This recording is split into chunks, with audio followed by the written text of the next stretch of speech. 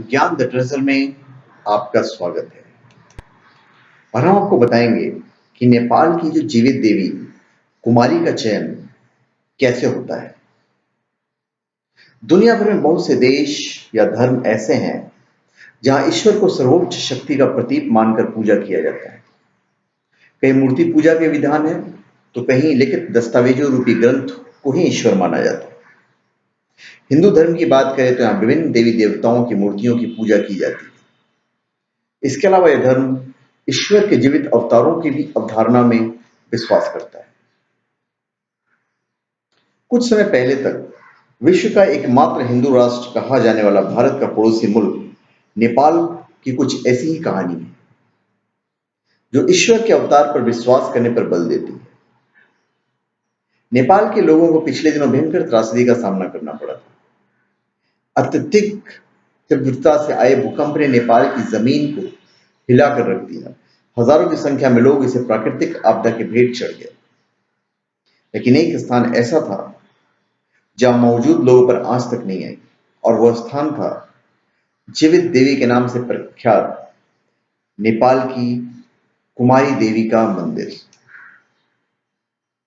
कभी कभी तो यह दिल मानने को करता है कि कुछ तो है, कुछ तो अद्भुत शक्ति है इस दुनिया में जो पूरी दुनिया को कंट्रोल करती है। नेपाल में आए विनाशकारी आपदा ने बहुत से लोगों को अपनी चपेट में लिया, हजारों लोगों के परिवार को तबाह कर दिया। लेकिन कुछ खुशनसीब लोग ऐसे भी थे जिनका बाल भी बाका नहीं हो सका। स्थानीय लोगों का मानना है कि उस समय वे कुमारी देवी के स्थान पर थे। कुमारी देवी ने ही उनकी जिंदगी बचाई। नेपाल के लोग इन जीवित देवियों, जिन्हें कुमारी देवी कहा जाता है, को महाकाली का स्वरूप मानते हैं और जब तक ये जवान नहीं होती, अर्थात जब तक इन्हें मासिक धर्म शुरू नहीं हो जाता, तब तक ये कुमारी देवी की पदवी पर रहती है और उसके बाद कोई अन्य बालिका कुमारी देवी बनाई जाती है। नेपाल के लोगों का मानना है कि ये जीवित देवियां आपदा के समय उनकी सुरक्षा करती है। इस मान्यता की शुरुआत 17वीं शताब्दी के आरंभ में ही हो गई थी। तब से लेकर अब तक नेपाल निवासी छोटी बच्चियों को देवी का रूप मानकर उन्हें मंदिरों में रखकर उनकी पूजा करते हैं। उन्हें समाज और अपने परिवारों से अलग रहना पड़ता है। नेपाल के लोगों की जीवित देवी या कुमारी देवी शाक्य या वज्राचार्य जाति से संबंध रखती है। इन्हें नेपाल के नेवारी समुदाय द्वारा पहचाना जाता है। नेपाल में करीब 11 कुमारी देवियां होती हैं, जिनमें से रॉयल गॉडेस या कुमारी देवी को सबसे प्रमुख माना जाता है। अभी कैसे चुनी जाती हैं जीवित देवियां? शाक्य और वज्राचार्य जाति की बच्चियों को 3 वर्ष का होते ही अपने परिवार से अलग कर दिया जाता है और उन्हें कुमारी नाम दे दिया जाता है। इसके पश्चात 32 स्तरों पर उनकी परीक्षाएं होती हैं। इन सभी बच्चियों को अविनाशी अर्थात जिसका अंत नहीं हो सकता कहा जाता है। जिस तरह बौद्ध धर्म के लोग अपने लामा को चुनते हैं, उसी तरह कुछ नेपाल की कुमारी देवी का चयन होता है। उनके भीतर कुछ ऐसे लक्षण देखे जाते हैं जो उनकी कुमारी देवी बनने की एक कसौटी होती है। इसमें उनकी जन्म कुंडली में मौजूद ग्रह नक्षत्र भी बहुत प्रमुख भूमिका निभाते हैं। उनके समक्ष भैंस के कटे सिर को रखा जाता है। इसके अलावा राक्षस का मुखटा पहने पुरुष वहां नृत्य करते हैं। कोई भी साधारण बच्ची उस दृश्य को देखकर भयभीत हो जाएगी, लेकिन जो भी बच्ची बिना किसी डर के वहां रहती है, उसे मां काली का अवतार मानकर कुमारी देवी बनाया जाता है। कुमारी देवी बनने के बाद उन्हें कुमारी घर में रखा जाता है, जहां रखकर वो अपना ज्यादातर समय पढ़ाई और धार्मिक कार्यों में बिताती है। वो केवल त्योहार के समय ही घर से बाहर निकल सकती है, लेकिन उनके पांव जमीन पर नहीं पड़ने चाहिए।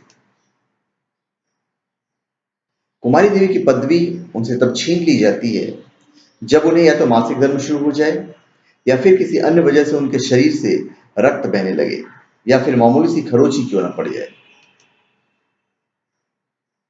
कुमारी देवी की पदवी से हटने के बाद उन्हें आजीवन पेंशन तो मिलती ही है, लेकिन नेपाली मान्यताओं के अनुसार यह कहा जाता है कि जो भी पुरुष पुरुष कुमारी देवी से विवाह करता है उसकी मृत्यु कम उम्र में ही हो जाती है, इसलिए कोई भी पुरुष उनसे विवाह करने के लिए तैयार नहीं होता, जिस कारण उनमें से अधिकांश आजीवन कुमारी रह जाती है।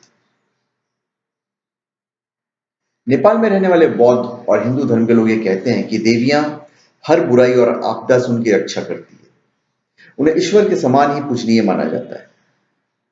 शाक्य वंश के लोग इन कुमारी देवियों की सुरक्षा का जिम्मा संभालते हैं। जैसे ही बच्चियों का मासिक धर्म शुरू हो जाता है, उन्हें कुमारी देवी की पदवी से हटा दिया जाता है और फिर एक नई कुमारी देवी की खोज शुरू की जाती है। पद से निवृत्त हुई कुमारियों को एक सरकारी आवास में रहना होता है।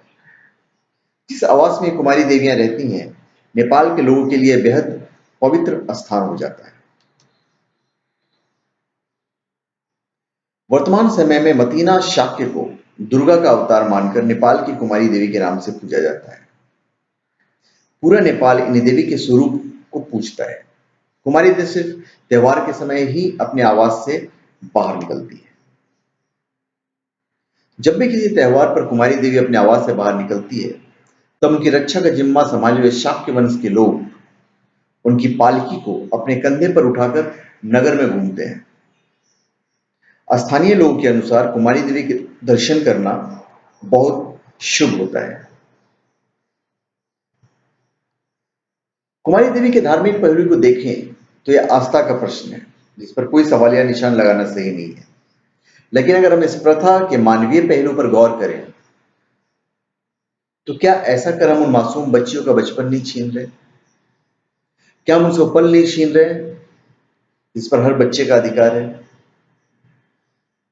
क्या हम उन कुमारियों से युवावस्था का स्वप्न नहीं छीन ले रहे हैं जो हर स्त्री के मस्तिष्क में कुलबुलाते हैं? उन्हें उनके ही परिवार और समाज से दूर करके हम उनसे अपनापन नहीं छीन रहे। तो धन्यवाद। आप हमारे चैनल पे सब्सक्राइब करें और अपनी कमेंट दीजिए।